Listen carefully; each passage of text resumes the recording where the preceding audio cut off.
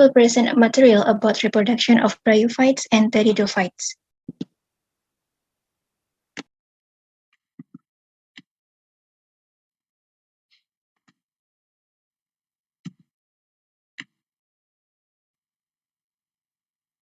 Okay, first is bryophytes.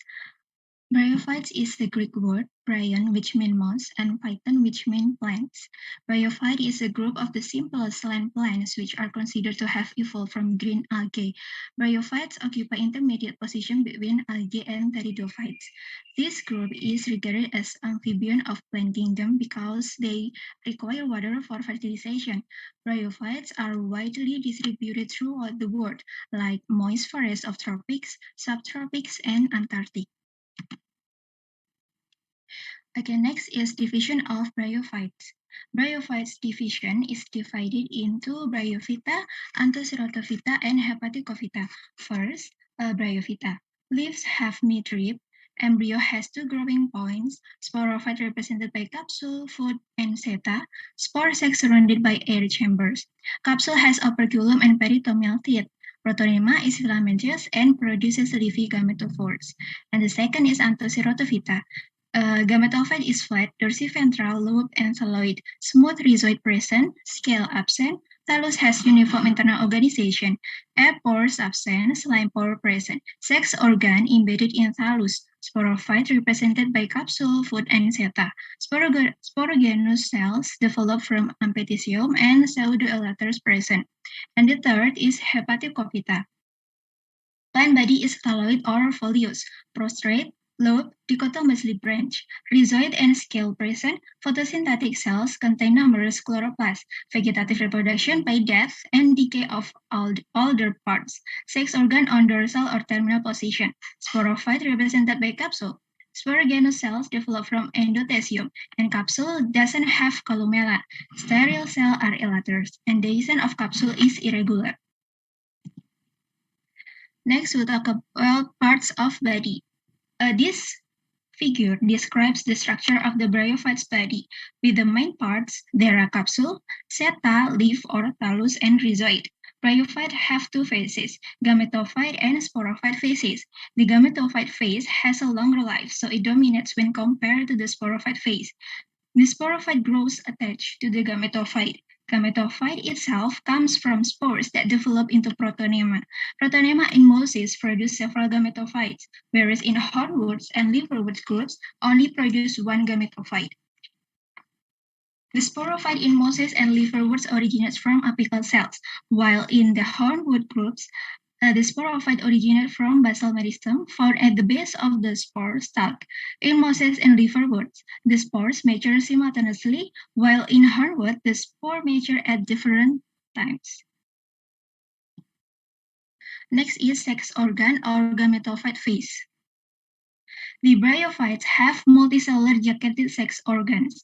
Each sex organ consists of an outer protective wall of sterile cell surrounding the cell or group of cells which produce the gamete. The male sex organ is called the antheridium. The female is known as the archegonium. Both kinds of sex organ may be developed on the same individual or monoecious or on different individual or dioecious. Let me explain antheridium first. The antheridium is a multicellular object, ellipsoidal or club-shaped, sometimes spherical in form. It is borne on a short stalk which attaches it to the gametophyte tissue. Often it is embedded in the latter. The body of the antheridium has a wall of a single layer of sterile cells. It surrounds a mass of small squarish or cubical cells called the androcyte. The latter produce the biflagellate male gametes called the sperm. Several sperm are produced in each antheridium. They are motile. Each sperm usually consists of minute, slender, spirally curved body. And the second is archegonium. The archegonium is a flat-shaped organ. The slender, elongated upper portion is called the neck, and the lower sac-like swollen portion called the venter. The venter is attached to and often deeply embedded in the parent plant tissue. The neck has a wall of a single layer of sterile cells which surrounds a central row of elongated, naked cells called the neck canal cell. The neck is usually projecting or freely exposed so as to be accessible to sperm. The venter also has a wall of stereo cells, one or more layers in thickness. The venter wall encloses two cells. They are the larger egg cell or the ovum and the smaller ventral canal cell just above it. Next is fertilization. It occurs when the sex organs are mature. Moisture is essential for the maturing of the sex organs and also for the movement of the sperm of the archegonia. The mature antheridium ruptures as its apex, liberating the sperms. At the same time, the axial row for neck canal cells, including the ventral canal cell in the mature archegonium, disorganize. The tip of the archegonium also opens. A narrow canal opening to the exterior is formed. It acts as a passageway to the ovum in the venter. The liberated sperm, swimming in a thin film of water, reach the archegonia. They enter through the open necks and swim down the canals of the archegonia, reaching the venter. One of them, probably the first one to reach there, will penetrate the ovum. It fuses with the nucleus of the ovum to accomplish fertilization. With the act of fertilization, the gametophyte generation ends and the sporophyte generation starts. The gametes, sperm and eggs, are the last structures of the gametophyte generation. And next, we talk about sporophyte phase. With fertilization starts the second phase in the life cycle of bryophytes, called the sporophyte. The pioneer structure of this phase is zygote. Zygote is the fertilized egg or ovum secretes a cellulose wall around it and is called the zygote. The latter has a fusion or diploid nucleus which contain chromatin material of both the male and the female gametes. The zygote marks the beginning of the sporophyte generation in this life cycle. The further development of the zygote into the embryo or embryogenesis occur within the venter of the archegonium which protects the egg, the zygote, and the embryo against the vagaries of external. Next is embryo. Within venter in the archegonium, the zygote undergoes segmentation, like we can see in picture A until D, and develop without a resting period into a multicellular undifferentiated structure called an embryo in picture D. It obtains its nourishment directly from the thallus or the parent's gametophyte to which it is organically attached. The zygote of the bryophyte has thus a better chance for growth as compared with the zygote of the thallophytes, which is always independent. The embryo stage in the bryophyte needs short duration. And the last is sporogonium. The embryo, by further segmentation and differentiation, finally develops into a full-fledged sporophyte individual. It is called the sporogonium. The sporogonium in bryophyte is leafless and rootless. Throughout its life, it remains attached to the gametophyte plant. It is thus specially separated from the soil by the gametophyte tissues. Generally, it is projecting and consists of three parts: the food, the seta, and the capsule. The food is embedded in the tissue of the parent gametophyte. It absorbs nutrition for the sporogonium. The seta conducts the food absorbed by the food to the capsule. The terminal capsule, which is considered equivalent to a fern sporangium, is mainly concerned in the production of spores, which are non-motile and wine disseminate. And the spores of bryophytes are highly specialized cells. They are differentiated from the diploid spore mother cells by meiosis. They are thus haploid structure and are known as the meiospore or gonospore. Morphologically, the spores produced in the capsule in all the bryophytes are homospore. They are alike in size and form. With meiosis, the sporophyte generation in the life cycle ends. Okay, next we'll talk about the asexual or vegetative reproduction. There are several ways of vegetative reproduction in bryophyte, including fragmentation in picture A until C, gamma formation in picture E until K, and adventitious branches in picture D.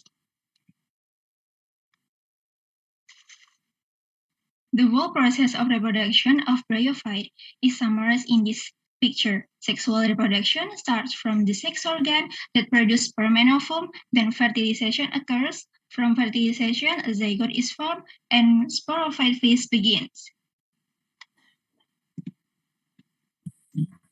The next is pteridophytes. Pteridophytes, also known as vascular cryptogams and ferns or fern allies, are included in cormous plant. Pteridophytes can be distinguished between roots, stems, and leaves. The name of this plant comes from the Greek pteron, which means wings, and phyta, which means plant. Pteridophytes are characterized by a life cycle or generation, sporophyte and gametophyte, with the sporophyte is the larger phase of this life cycle. Leaf shape in a young and adult fern is different. In young ferns, the leaves will curl, while in adult fern, the leaves can be divided into tropophile and sporophyll. Tropophile is a leaf that specifically functions to carry out the process of photosynthesis and doesn't contain spore, while sporophyll are leaves that function to produce spore. Next.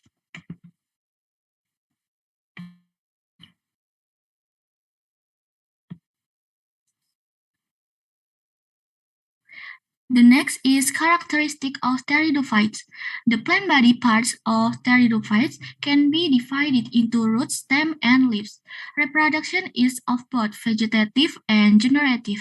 The main of reproduction are spores inside sporangia which occur on the ventral surface of fertile leaves, called sporophyll.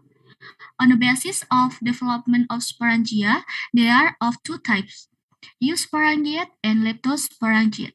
Eusporangiate from a group of superficial initial cells and leptosporangiate from a single superficial initial cells. Pteridophytes also have two free-living generations, sporophyte and gametophyte. Pteridophytes grow in a variety of habitats. Most of them are terrestrial or grow on land, and some of them grow as xerophytes. The example is Selaginella bryopteris. A few pteridophytes are aquatic, like Azolla, Salvinia, Isoes, and Marsilia, and some other are epiphytic. Next. The next is division of pteridophytes.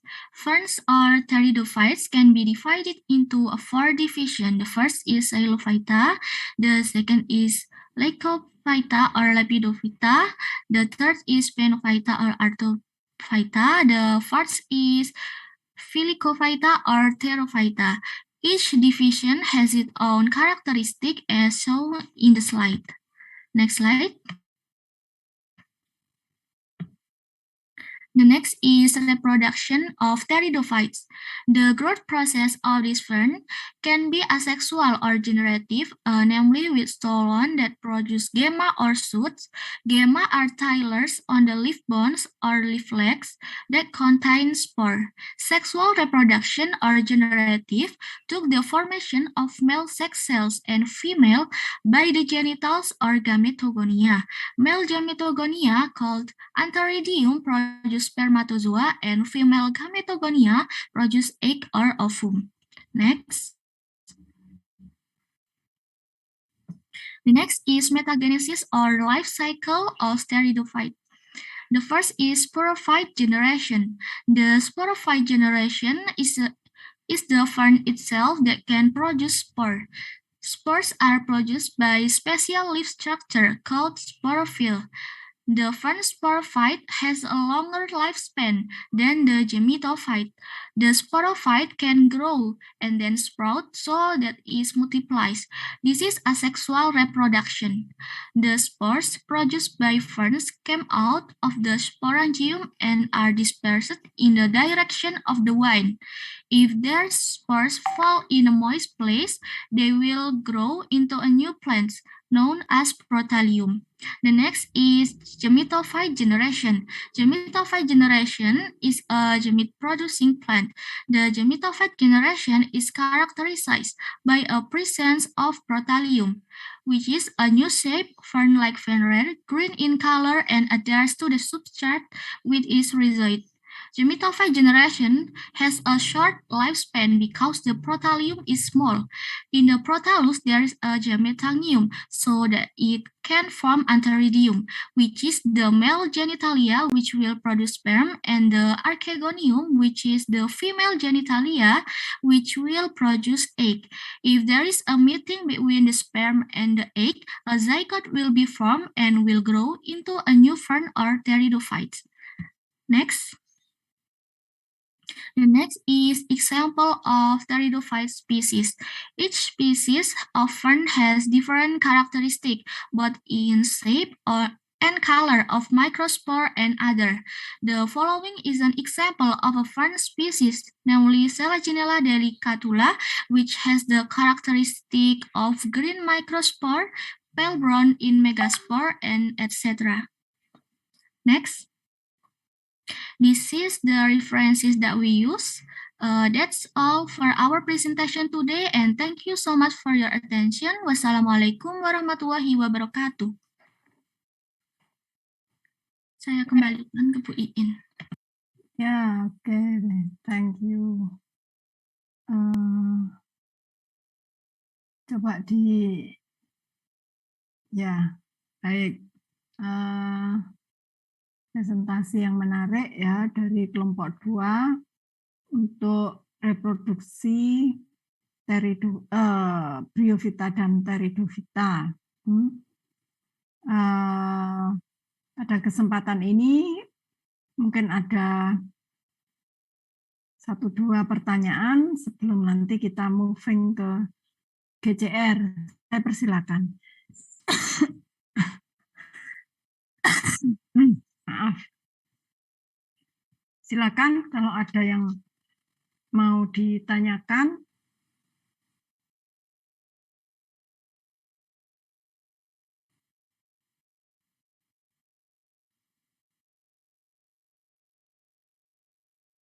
Ya. Tidak ada yang bertanya?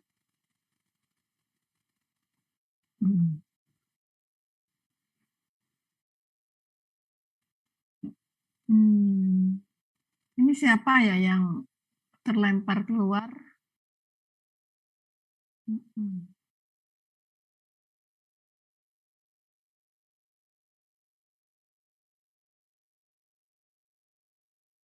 Ya, ada satu ya yang terlempar keluar nih. Oh, Raihan. Mungkin ini, apa? Sinyalnya mungkin ya. Raihan dari mana? Tempat tinggalnya? Di Malang kah? Bukan.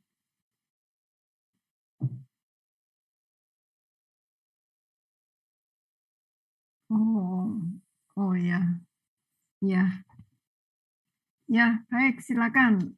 Ada yang mau ditanyakan untuk sesi diskusi ini?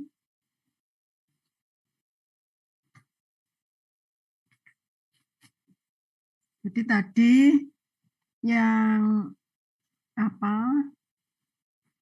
disampaikan untuk Bryophyta dan Pteridophyta, ya. Bryophyta tadi yang disampaikan adalah pada Bryopsida. Bryopsida itu kelas lumut daun, ya. Jadi yang disampaikan tadi lumut daun, aspek reproduksi dari lumut daun. Untuk lumut hati tidak disampaikan ya ini ya untuk kelompok 2.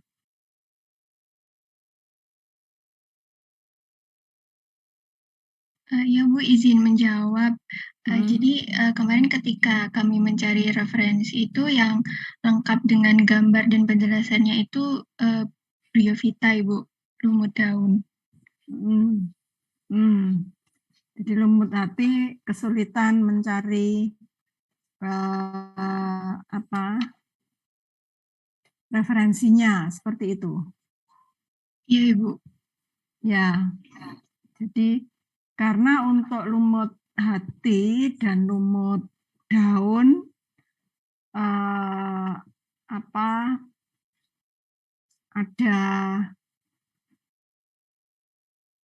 ada hal yang tidak sama itu ya. Jadi meskipun sebenarnya nanti yang membentuk gametangium jantan dan gametangium betina itu dapat berasal pada talus yang sama atau talus yang berbeda, gitu ya. Seperti itu. Jadi artinya nanti di di Bryophyta bagaimana pendapat kelompok 2 terkait dengan pada satu individu ya, apabila nanti sudah masuk ke masa reproduksi, maka individunya itu sebenarnya kan fase apa? Kalau di Bryophyta. Fase gametofit, Ibu. Ya, fase gametofit. Suatu saat apabila sudah terjadi reproduksi, maka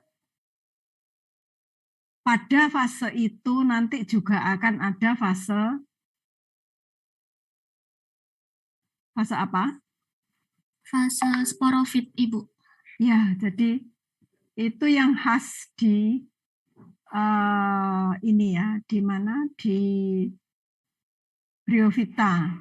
Jadi fase sporofitnya itu menumpang seperti apa ya? Seperti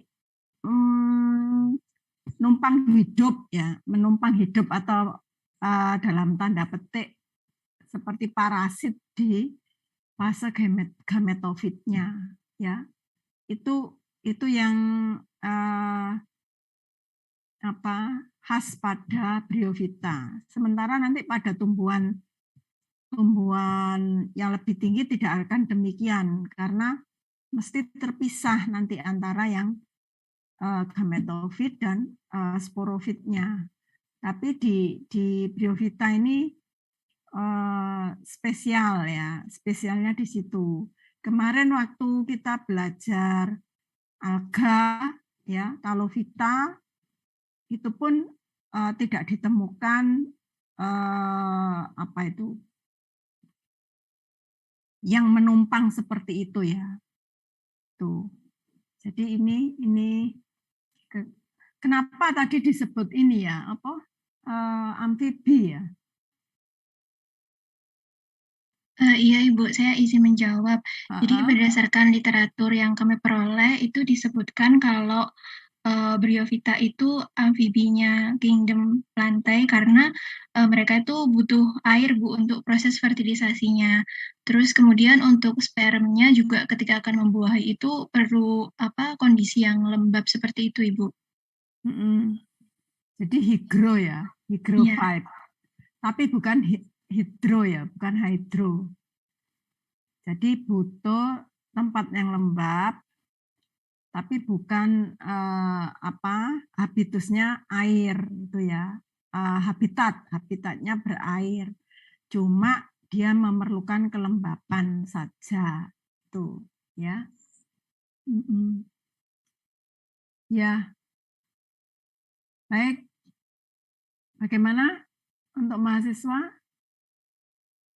Masih ada yang mau ditanyakan?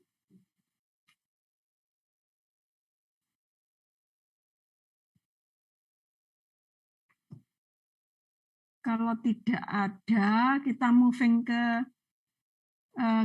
Google Classroom saja ya, karena nanti akan lebih, meskipun asinkron, tapi mahasiswa lebih banyak bertanya, chatting lewat Google Classroom dibanding lewat Zoom ini ya. Baik, kita masih punya waktu banyak. Terima kasih pada kelompok 2 yang sudah mempresentasikan topik reproduksi pada Bryophyta dan Pteridophyta. Sekarang kita moving ke Google Classroom ya, supaya nanti para mahasiswa dapat chatting dengan lebih leluasa di Google Classroom. Baik, demikian saya